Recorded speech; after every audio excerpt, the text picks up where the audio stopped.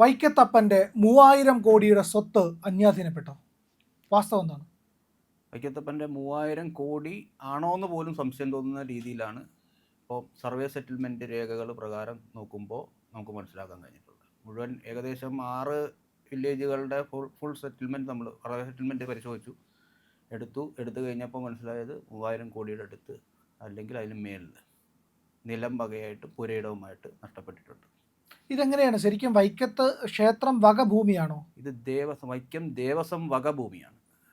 പല ഇതേപോലെ വൈക്കം ക്ഷേത്രത്തിൻ്റെ കീഴൂട്ട് ക്ഷേത്രങ്ങളായ ക്ഷേത്രങ്ങളിലേക്ക് കരം പതിച്ചു കൊടുത്തിരുന്ന ഭൂമി, ആ ക്ഷേത്രങ്ങൾ തന്നെ ഇല്ലാണ്ടാക്കിയിട്ട് പോലും വൈക്കത്ത് ക്ഷേത്രഭൂമി നഷ്ടപ്പെട്ടിട്ടുണ്ട്. ഏത് ക്ഷേത്രമാണ് നശിപ്പിച്ചത്? കീഴ്തൃക്കോവിൽ ദേവസ്വം എന്ന് പറഞ്ഞിട്ടൊരു ക്ഷേത്രമുണ്ട്. അതായത് വൈക്കത്തമ്പലത്തിൻ്റെ കിഴക്കേ നടയിൽ പടിഞ്ഞാറോട്ട് ദർശനമായിട്ടിരുന്ന ഒരു മഹാവിഷ്ണു ക്ഷേത്രമായിരുന്നു.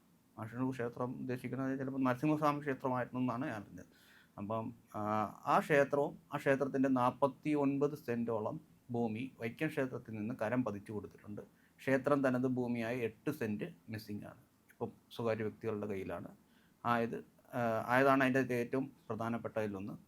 ഈ 49 സെൻറ്റ് എന്ന് പറഞ്ഞാൽ 49 സെൻറ്റും ഇപ്പോൾ പുറമ്പോക്കല്ല, മറ്റുള്ള വ്യക്തികളുടെ കയ്യിലാണ്. അതായത് ഇതെങ്ങനെയാണ് ഇപ്പോൾ ക്ഷേത്രത്തിൻ്റെ കയ്യിൽ നിന്ന് പോകുന്നത്? ഇപ്പോൾ ഒരു ക്ഷേത്രം തകർത്തു എന്ന് പറഞ്ഞല്ലോ, ആ നഷ്ടപ്പെട്ട ക്ഷേത്രത്തിൻ്റെ ഭൂമിയിൽ ഇപ്പോൾ എന്താണ് ഇരിക്കുന്നത്? ആ നഷ്ടപ്പെട്ട ക്ഷേത്രത്തിൻ്റെ ഭൂമിയിൽ ഇപ്പോൾ ഒരു വീടാണ്, സ്വകാര്യ വ്യക്തിയുടെ വീടാണ്. ക്ഷേത്രം തനത് ഭൂമിയാണ്. അതിന് പട്ടയവും കിട്ടിയിട്ടുണ്ട്. ഇതിൻ്റെ ബാക്കിയുള്ള കാര്യങ്ങൾ സർക്കാർ എന്ത് ചെയ്തിട്ടുണ്ട്. അതാണ് ഈ ക്ഷേത്രഭൂമികൾ മിസ്സിംഗ് ആവുന്നതിൻ്റെ പ്രധാന കാര്യം. ക്ഷേത്രം ഇരുന്ന ഭൂമി പോലും ഇല്ലാണ്ടാക്കി. ആ ക്ഷേത്രത്തിൻ്റെ സ്വത്തുക്കൾ എന്തോരം ഉണ്ടോ അത് മുഴുവൻ ഇല്ലാണ്ടായിട്ടുണ്ട്. അതായത് ക്ഷേത്രത്തിൻ്റെ ചുറ്റുമായിട്ടാണല്ലോ ഈ ക്ഷേത്ര ഭൂമികളെല്ലാം തന്നെ ഉള്ളത്. തീർച്ചയായിട്ടും ക്ഷേത്രത്തിൻ്റെ ചുറ്റും എന്ന് പറഞ്ഞു കഴിഞ്ഞാൽ വൈക്കം ക്ഷേത്രം എന്ന് പറഞ്ഞു കഴിഞ്ഞാൽ ഏകദേശം കല്ലറ പഞ്ചായത്ത്, വൈക്കത്തിൻ്റെ അടുത്തുള്ള കല്ലറ പഞ്ചായത്ത് വരെ വൈക്കം ക്ഷേത്ര ഭൂമികളുണ്ട്. കല്ലറ പഞ്ചായത്ത് കിഴക്കോട്ട് പോകുകയാണെങ്കിൽ, തെക്കോട്ട് പോകുകയാണെങ്കിൽ വെച്ചൂർ പഞ്ചായത്ത്, നമ്മൾ വടക്കോട്ട് പോകുകയാണെങ്കിൽ ചെമ്പ്, പൂത്തോട്ട ആ ഭാഗങ്ങൾ വരെ, പടിഞ്ഞാറോട്ട് പോകുമ്പോൾ വേമ്പനാട്ട് കായലിൻ്റെ അതിരോടുകൂടി തെക്ക് വടക്കായിട്ട് നിൽക്കുന്നതാണ്. അതിൻ്റെ അകത്ത് മുഴുവനും വൈക്കം ക്ഷേത്ര ഭൂമികളുണ്ട്. ഈ വൈക്കം ക്ഷേത്ര ഭൂമികളിൽ ഇതിൻ്റെ അകത്ത് മിസ്സിംഗ് എന്ന് പറഞ്ഞു കഴിഞ്ഞാൽ ഏറ്റവും പ്രധാനപ്പെട്ട ഇപ്പം വൈക്കം ക്ഷേത്രം റവന്യൂ പുറമ്പോക്കാക്കിയപ്പോഴത്തേക്കും ഉണ്ടായ ഒരു പ്രശ്നങ്ങളിൽ ഒരു ഇതുമായിട്ട് ബന്ധപ്പെട്ടാണ് റവന്യൂ പുറമ്പോക്കാണ്. അതെങ്ങനെയാണ്? വൈക്കം ക്ഷേത്ര ഭൂമി ഇപ്പോൾ റവന്യൂ പുറമ്പോക്കായിട്ടാണ് കിടക്കുന്നത്. വൈക്കം ക്ഷേത്ര ഭൂമി പുറമ്പോക്ക് ഭൂമി ആർക്ക് വേണേലും കയ്യേറാം, സർക്കാരിന് എന്ത് വേണേലും കാണിക്കാം എന്നുള്ള രീതിയിലാണ് നിൽക്കുന്നത്. ഇപ്പോൾ അതിന് കൗണ്ടറായിട്ട് ഇപ്പോൾ എല്ലാവരും പറയും അതങ്ങനെ ക്ഷേത്രഭൂമി വല്ലതും ചെയ്യാൻ പറ്റുമോ ഇല്ലയോ, ഇത് ആരറിയുന്നു? ഇവിടെ ഒരു സാധനം വന്നു കഴിയുമ്പോഴേ അയ്യോ അങ്ങനെ പോയി, അത് അന്ന് ആരെങ്കിലും ചോദിക്കണ്ടേ?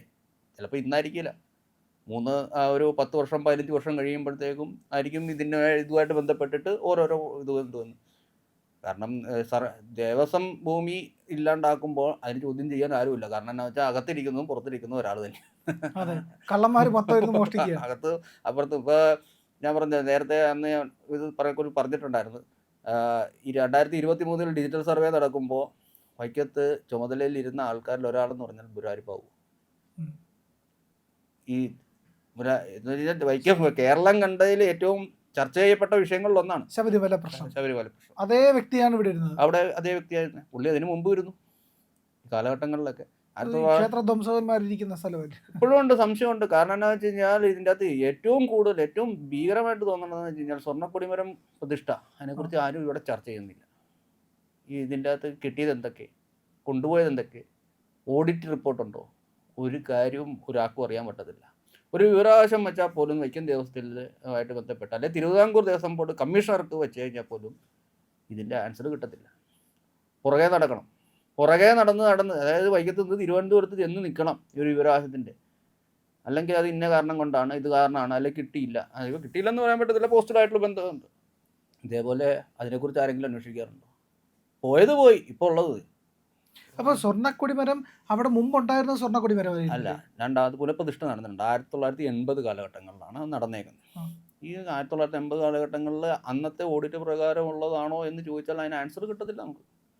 നമുക്ക് ഈ സ്വർണ്ണക്കൊടിമരം ഇതിൻ്റെ അടിയിൽ നിന്ന് അമൂല്യമായ വസ്തുക്കൾ കിട്ടിയിട്ടുണ്ട് എന്ന് നമുക്ക് കേട്ടുകേൾവിയുണ്ട്. പക്ഷേ അത് ഇതിൻ്റെ രേഖകൾ തയ്യാറാക്കേണ്ടത് ദേവസ്വം അല്ലേ? ദേവസ്വത്തിനോട് ചോദിച്ചാൽ ദേവസ്വത്തിന് ഒന്നും കിട്ടിയിട്ടില്ല, തീർന്നു. പിന്നെ ഇവിടെ അങ്ങോട്ട് എന്ത് ചെയ്യും? ഇവിടെ നിന്നൊന്നും കിട്ടിയിട്ടില്ല. എന്തിന് ഏറെ പറയുന്നത്, സർവേ സെറ്റിൽമെൻറ്റ് രേഖകൾ പോലും പരിശോധിക്കാണ്ട് വൈക്കം വില്ലേജിൽ പല ഭൂമികളും എഴുതി കൊടുത്തിട്ടുണ്ട്.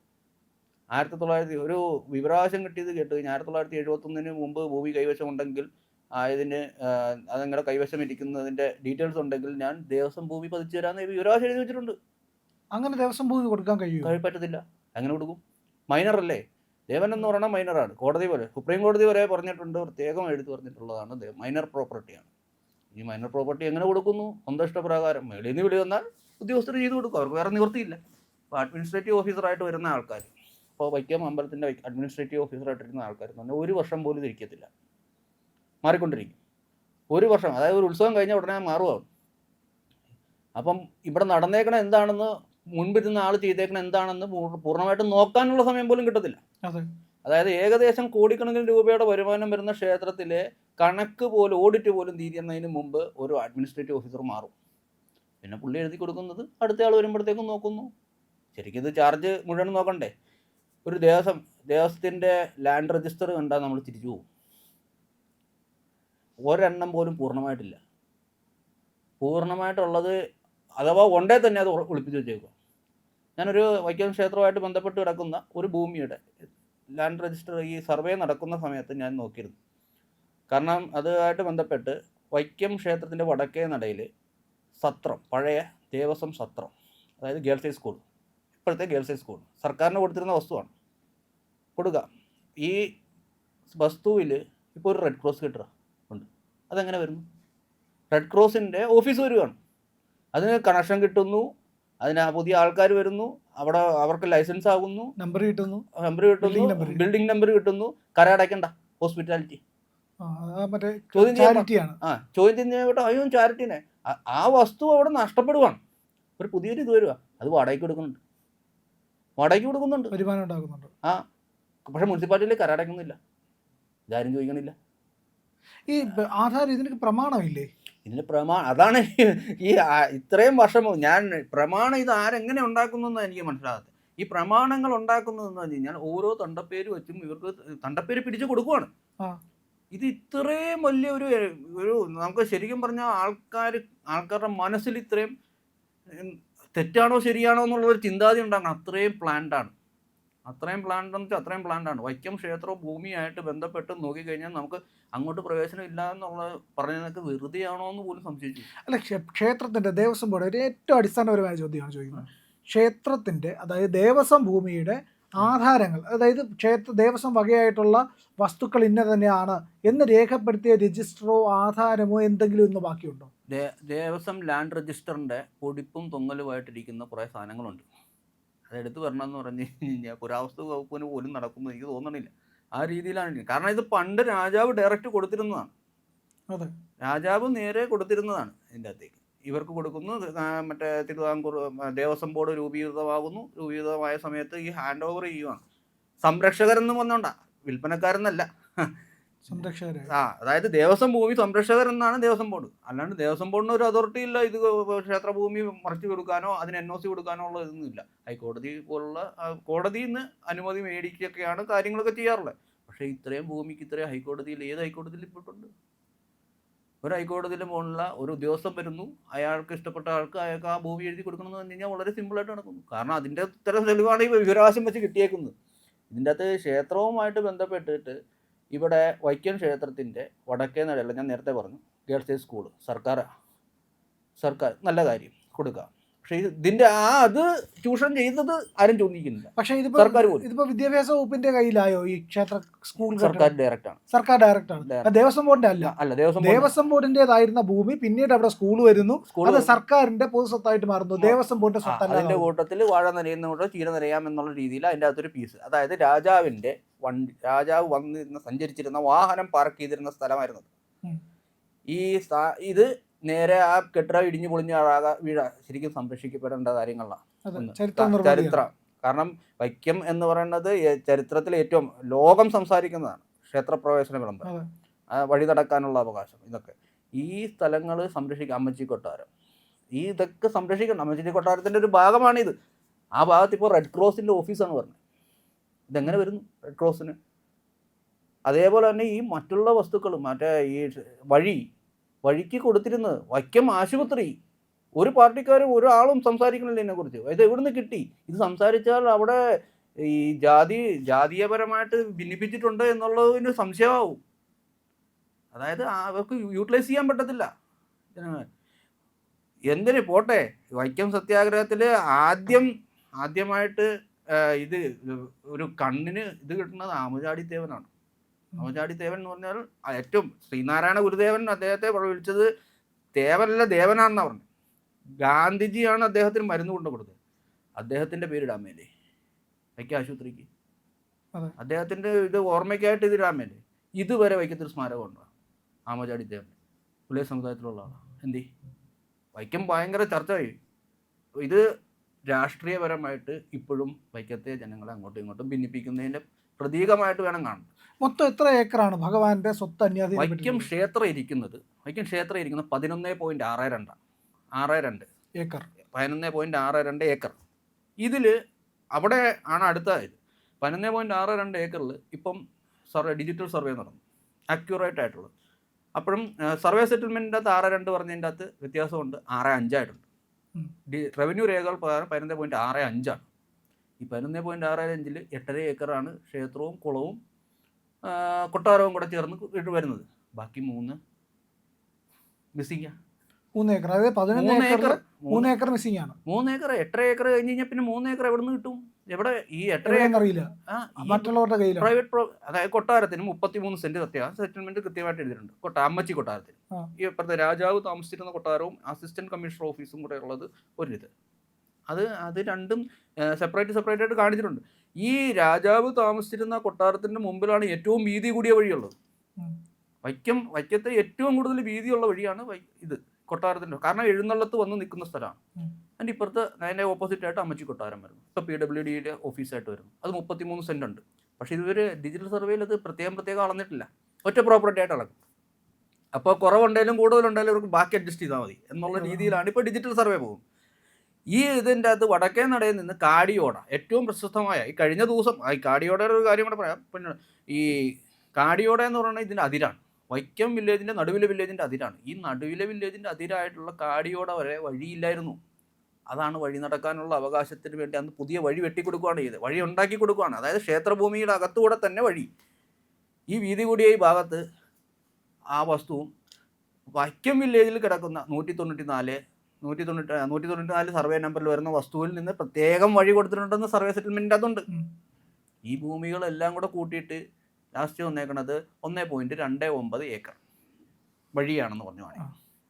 അപ്പോൾ ഈ വടക്കേ നടയിൽ നിന്ന് കാടിയോട വരെയുള്ള വഴി എങ്ങനെ കാണിക്കും? അത് ഇരുവശത്തുമായിട്ടുള്ളത്. അതായത് ഏറ്റവും വീതി കൂടിയ ഭാഗമാണ് വടക്കേ നടയിൽ നിന്ന് കാടിയോട വരെയുള്ളത്. അത് നേരത്തെ ഇതിൻ്റെ അകത്തില്ല. കാരണം അങ്ങനെ ഒരു വഴിയില്ലായിരുന്നു. അത് അവിടുന്ന് ശരിക്കും ക്ഷേത്രം തുടങ്ങുകയാണ്. എഴുന്നള്ളത്ത് വന്ന് നിൽക്കുന്ന സ്ഥലം, അങ്ങനെയുള്ള ക്ഷേത്രം തുടങ്ങുന്ന സ്ഥലമാണ് ഈ വടക്കേ നട. മകൻ വരുന്നതാണ് അച്ഛനെ കാണാൻ. അത്രയും മറ്റേ ബാക്കിയുള്ള ക്ഷേത്രത്തിൽ നിന്നുള്ള എഴുന്നള്ളത്തുണ്ട്. പുറത്തിപ്പുറത്തുള്ള ക്ഷേത്രങ്ങളിൽ ഈ എഴുന്നള്ളത്ത് വന്ന് നിൽക്കാൻ വേണ്ടിയിട്ടുള്ള ഗ്യാപ്പ് അവിടെയുണ്ട്. അതായത് ഏറ്റവും വീതി കൂടി, അതായത് 4, 5, 6 ആനയുടെ അടുത്ത് ഒന്ന് നിൽക്കുന്ന രീതിയിലുള്ള ഗ്യാപ്പുണ്ട്. ഈ ഗ്യാപ്പ് വഴിയാണ് നേരെ വരുന്നു, നേരെ അകത്തേക്ക് അമ്പലത്തിൻ്റെ അകത്തേക്ക് എഴുന്നള്ളത്ത് കയറുന്നു. ഈ വഴിയുടെ അളവ് എവിടെ നിന്ന് കിട്ടണം ഇവർക്ക്? ഈ വഴി സെപ്പറേറ്റ് ആയിട്ട് അളന്നിട്ടുണ്ടോ? ഇല്ല. അതാർക്ക് വേണ്ടിയാ? ഈ എൻക്രോച്ച് ചെയ്തവർക്ക് സപ്പോർട്ടായിട്ട്. ഇതേപോലെ തന്നെ വൈക്കത്ത് അമ്പലത്തിൻ്റെ കാവലാളായിട്ടിരിക്കുന്ന കാലാക്കൽ അമ്പലത്തിലേക്ക് വഴിയില്ലായിരുന്നു. ലിത്തോ മാപ്പിൽ കൃത്യമായിട്ട് കാണിക്കുന്ന വഴിയില്ലായിരുന്നു. ഈ വഴി ഇപ്പോൾ പുതിയ വഴി, അത് 2 സെൻറ്റ് തോടായിരുന്നത് ഇപ്പോൾ റോഡാക്കി കൊടുത്തിട്ടുണ്ട്. ആർക്ക് വേണ്ടിയാ? 2 സെൻറ്റ് 206-ൽ 2D 2C 206-ൽ 2C എന്ന് പറയുന്ന വസ്തു അമ്പലക്കുളത്തിൽ നിന്ന് അന്ധകാരത്തോട്ടിലേക്ക് പോയിരുന്ന തോടാണ്.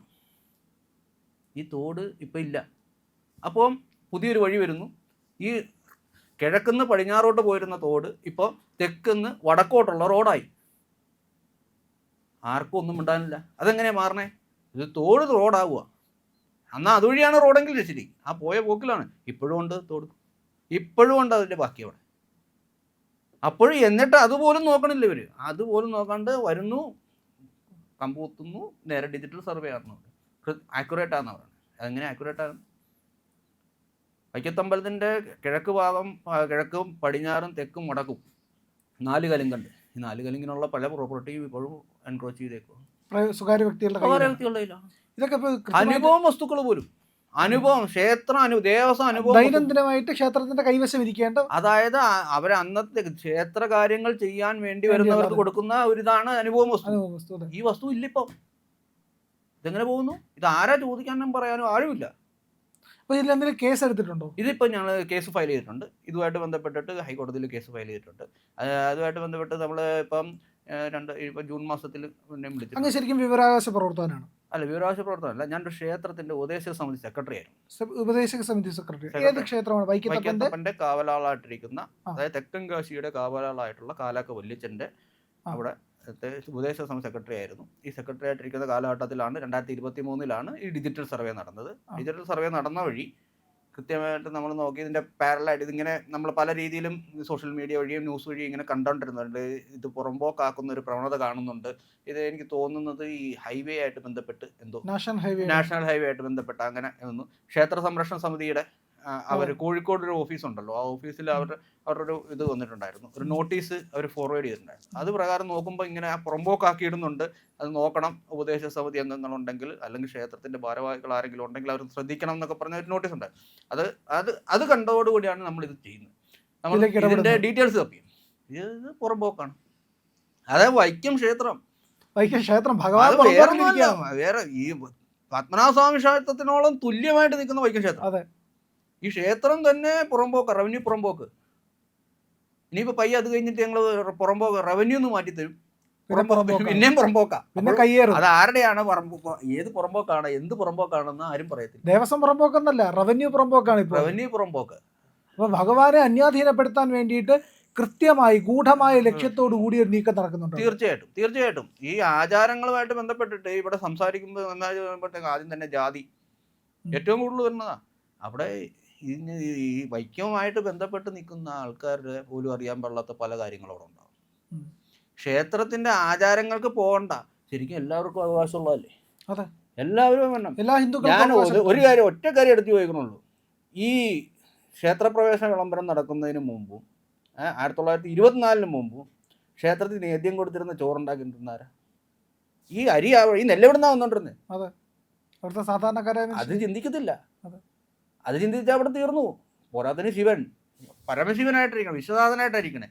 ഈ വിശ്വനാഥനായിട്ടിരിക്കുന്ന ആളുടെ കാശിയിൽ ചെന്ന് ചോദിച്ചു കഴിഞ്ഞാൽ ആരാ പൂജ ചെയ്യണേ? പൂജ ചെയ്താരാ? അതൊന്നും ആരും സംസാരിക്കത്തില്ല. സംസാരിച്ചു കഴിഞ്ഞാൽ നമുക്ക് വോട്ട് കിട്ടത്തില്ല. ശ്മശാനവാസിയാണ്. വൈക്കത്തമ്പലത്തിന്റെ വടക്ക് പടിഞ്ഞാറ് മൂലയിലുണ്ട് ശ്മശാനം. അതും ഇന്ത്യയില. കാശി എന്ന് പറഞ്ഞു കഴിഞ്ഞാൽ കാശി എന്ന് പറഞ്ഞാൽ അത് പിന്നെയും മറ്റേ ഇതൊക്കെ ആവൂ എന്നുള്ള രീതിയിലാണ്. പക്ഷെ മോക്ഷം ലഭിക്കുന്ന ഒരു സ്ഥലം കണ്ടാകർണനുണ്ട്, മഹാവിഷ്ണു ക്ഷേത്രമുണ്ട്. ബദ്രീനാഥിന്റെ കാവൽക്കാരനാരാ? ബദ്രീനാഥിന്റെ കാവൽക്കാരൻ ഗണ്ടാകർണനാണ്. ഗണ്ടാകർണ ക്ഷേത്രമാണ് കൂടെയാണ് കാലാക്കൽ എന്ന് പറഞ്ഞത്. അപ്പോൾ ഇതെല്ലാം നിറഞ്ഞിരിക്കുന്ന ആ ക്ഷേത്രഭൂമിയെ അന്യാധീനപ്പെടുത്താൻ ആസൂത്രിതമായൊരു നീക്കം നടക്കുന്നു. അതിനെതിരെ ഭക്തരടക്കം സാധാരണക്കാരടക്കമുള്ള ജനങ്ങളുടെ ഒരു വലിയ പ്രതിഷേധം ഉണ്ടായി വരേണ്ടതുണ്ട്. കൃത്യമായ നിയമ നടപടി ഉണ്ടാവേണ്ടതുണ്ട്. അതെ, തീർച്ചയായിട്ടും ഇതിൻ്റെ അകത്ത് ഇപ്പം ഒരുപാട് പേര് തന്നെ വിളിക്കുന്നുണ്ട് ഇതുമായിട്ട് ബന്ധപ്പെട്ട് തുടർന്ന് പോകേണ്ട കാര്യം. ക്ഷേത്രങ്ങൾ മാത്രമല്ല, കാവുകൾ പോലും ഇല്ലാണ്ടാക്കിയിട്ടുണ്ട്. ക്ഷേത്രം ഞാൻ നേരത്തെ പറഞ്ഞിരുന്ന കീഴ്ത്തിരുക്കോവിൽ ക്ഷേത്രം ഇപ്പം അതിൻ്റെ അകത്ത് വേറൊരു പ്രശ്നം കൂടെ വരുന്നുണ്ട്, അത് പറയാൻ മറന്നു. കാരണം എന്ന് വെച്ചാൽ 709 ഇപ്പോൾ ശ്രീകൃഷ്ണ ക്ഷേത്രം ഇരിക്കുന്നത്. ഈ ശ്രീകൃഷ്ണ ക്ഷേത്രം നമ്മുടെ സർവേ സെറ്റിൽമെന്റ് പ്രകാരം നോക്കുമ്പോൾ ആ പുറമ്പോക്ക് കുളമാണ്. ഇപ്പം അവർ പുറമ്പോക്കാക്കി, ഇപ്പം റവന്യൂ പുറമ്പോക്കാക്കി. എന്ത് പറയാൻ പറ്റും? എങ്ങനെ കേസ് കൊടുക്കും? അല്ലെങ്കിൽ എന്ത് മാറ്ററല്ലേ? ഇത് പുറമ്പോക്കല്ലേ? സെറ്റിൽമെന്റ് പ്രകാരം പുറമ്പോക്കാ. ഒരു ക്ഷേത്രം ഇല്ലാണ്ടാക്കി ആ ക്ഷേത്രത്തിലിരുന്ന പ്രതിഷ്ഠയെ മാറ്റി ഇതാക്കിയതാണ്. അതായത് 206-8 എന്ന് പറഞ്ഞ ക്ഷേത്രം തനത് ഭൂമിയുണ്ട്. ഈ ക്ഷേത്രം തനത് ഭൂമി സ്വകാര്യ വ്യക്തിയുടെ കയ്യിലാണ്. എന്നാൽ അവിടെ ഇരിക്കുന്ന ഭഗവാൻ ഇപ്പോൾ വന്നിരിക്കുന്നത് പുറമ്പോക്ക് ഭൂമിയിലായിരുന്നു 206-9. ഈ 206-9 ഇപ്പോൾ പുറമ്പോക്കാണ്. എന്ത് രീതിയിൽ ദേവസ്വം പറയും? ഒരു ക്ഷേത്രമാണ്, ഒന്ന് ആലോചിച്ച് നോക്കണം. നവഗ്രഹ പ്രതിഷ്ഠ വരെയുള്ള ക്ഷേത്രം അവിടെ പ്രതിഷ്ഠിച്ചിട്ടുണ്ട്. ശ്രീകൃഷ്ണ ഭഗവാൻ ഇരിക്കുന്നത് കിഴക്കുന്ന് നേരത്തെ പറഞ്ഞ പോലെ കിഴക്കുന്ന് പടിഞ്ഞാറോട്ടാണ് ദർശനം. ഇത് കുളമായിരുന്നു, സർവേ സെറ്റിൽമെൻറ്റ് പ്രകാരം കുറവായിരുന്നു. ഈ സെറ്റിൽമെൻറ്റിൻ്റെ അതില്ല, ക്ഷേത്രം തനതുന്നില്ല. അപ്പം ആ സമയത്ത് ഈ ഉണ്ടായിരുന്ന ക്ഷേത്രം ഇല്ലാണ്ടാക്കുകയും ചെയ്തു. ആരാ ഉത്തരം പറയണ്ടേ? ദേവസ്വം പറയണോ, റവന്യൂ പറയണോ? അത് അവിടെ ഇരുന്ന ഈ ഭക്തജനങ്ങൾ സർക്കാർ ഉത്തരം പറയണം. സർക്കാർ സർക്കാർ ഉത്തരം പറയണം. ഇത് തീർച്ചയായിട്ടും പറയണം. സാധാരണക്കാരായിട്ടുള്ള വിശ്വാസികളുടെ സ്വത്താണ്, അത് ദേവസ്വത്തിലേക്ക് തിരിച്ചെത്തിച്ചേരണം. തിരിച്ചെത്തിക്കണം. തീർച്ചയായിട്ടും അത് ചെയ്യേണ്ട കാര്യമാണ്. കാരണം എന്താ വെച്ച് കഴിഞ്ഞാൽ ഇതിൻ്റെ അകത്ത് ക്ഷേത്രം ഈ വൈക്കത്ത് വികസനം വരാത്തതിൻ്റെ കാരണം എന്താ? വൈക്കത്ത് എപ്പോഴും പറയുന്നുണ്ട് ഗാന്ധിജി വന്നു കഴിഞ്ഞ് കഴിഞ്ഞാൽ, ഇപ്പോഴും പൊതുവായിട്ടുള്ള ചർച്ചയാണ്, ഗാന്ധിജി വന്നാലും ഇപ്പോഴും വഴി തെറ്റരുത്. ഗാന്ധിജി അല്ല, ചോര ചേര രാജാക്കന്മാർ വന്നപ്പോഴും വഴി തെറ്റത്തില്ല. ഗാന്ധിജി അവിടെ കിടക്കട്ടെ. ഗാന്ധിജി 1924 കാലഘട്ടം, 1500 മേളുള്ള കാര്യമാണ് പറയുന്നത്. ആ വഴി ഇപ്പോഴും തെറ്റിയല്ല അവർക്ക്. ഈ കാരണം എന്താണെന്ന് വെച്ച് കഴിഞ്ഞാൽ ഇത് മുഴുവൻ ദേവസ്വം പ്രോപ്പർട്ടിയാണ്, ദേവസ്വം അനുഭവം വസ്തുവാണ്. ഒരു സർക്കാരിൻ്റെ ഒരു വികസന പ്രവർത്തനം കൊണ്ടുവരണം. ഞാനിപ്പോൾ എൻ്റെ ഭൂമി വൈക്കം ദേവസ്വം അനുഭവം വസ്തുവാണ്. ഈ അനുഭവം വസ്തു എന്ന് സർവേ സെറ്റിൽമെൻറ്റിൻ്റെ അകത്ത് എഴുതിയിട്ടുണ്ട്. എനിക്ക് ഈ ഭൂമി ഞാൻ സർക്കാരിന് ഏറ്റെടുക്കണമെന്നുണ്ടെങ്കിൽ സർക്കാരിന് റെമ്യൂണറേഷൻ കൊടുക്കും. എങ്ങനെ കൊടുക്കും? കാശ് കൊടുക്കാൻ പറ്റുമോ? കാശ് കൊടുത്താലും അത് ചോദ്യം ചെയ്യും. കാശ് കൊടുത്തില്ലെങ്കിലും ചോദ്യം ചെയ്യും. കാശ് കൊടുത്തില്ലെങ്കിൽ, ഈ ഭൂമി ഏറ്റെടുത്തിട്ട് കാശ് കൊടുത്തില്ലെങ്കിൽ നിങ്ങളല്ലേ എനിക്ക് പട്ട എഴുതി തന്നേ, പെട്ട്. ഇതാണ് വൈക്കത്തിൻ്റെ വികസനം വരാത്തത്. ഇതാരും ഭഗവാന്റെ ഭൂമി എത്രയും പെട്ടെന്ന് തിരിച്ചെത്തിക്കുക എന്നുള്ളത് ഏറ്റവും അനിവാര്യമായ ഏറ്റവും അനിവാര്യം എന്ന് വെച്ചാൽ ഏറ്റവും അനിവാര്യം. ഇന്ത്യ ലൈവ് ചാനൽ സബ്സ്ക്രൈബ് ചെയ്യാൻ മറക്കാതിരിക്കുക. നിങ്ങൾ ഇതുവരെ ചെയ്തിട്ടില്ലെങ്കിൽ ഈ വീഡിയോ കണ്ട ഉടൻ അത് സബ്സ്ക്രൈബ് ചെയ്യണം. നമ്മുടെ മറ്റ് 2 ചാനലുകളുണ്ട്, പുണ്യം ബൈ ഇന്ത്യ ലൈവ്, അതുപോലെ C4N. ഈ 3 ചാനലുകളും സബ്സ്ക്രൈബ് ചെയ്യാത്ത എല്ലാ പ്രിയപ്പെട്ട പ്രേക്ഷകരും അത് ചെയ്യണം എന്നുകൂടി അഭ്യർത്ഥിക്കുന്നു.